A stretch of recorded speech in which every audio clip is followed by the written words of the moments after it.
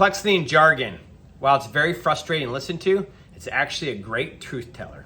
Why do I say that? Recently, I saw a tweet by somebody I follow named Sahil Bloom, and he was talking about complexity and jargon and talking about if you can't explain a subject to someone like you're explaining it to a 5-year-old, then you probably don't understand it. And over the years in my career here, I have found this to be really true. Underperformers make things very complex. You ask them a question and you get a very long-winded answer, a lot of complexity, a lot of jargon, a lot of big words thrown about, talking around circles, talking a lot about nothing.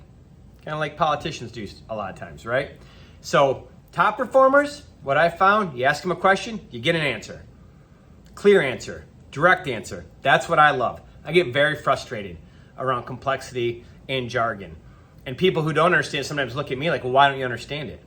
Right? And I'm like, because you're not explaining it to me in a way that I do. And I really push home that point, not only for me, but if there's other people in the meeting, to really get really simplified in our answer. And if you're a leader and you're explaining terms or strategies or initiatives or the why behind things, and you're talking to them and you're rambling on with all kinds of complexity and jargon, they're not going to get it. They're not going to understand it. And they're probably not going to tell you that. You're going to need a lot of this, a lot of head nods in agreement. And they say, how was the meeting? It was great. Everybody was in. But were they really? Did they really understand it? Did we really check for understanding?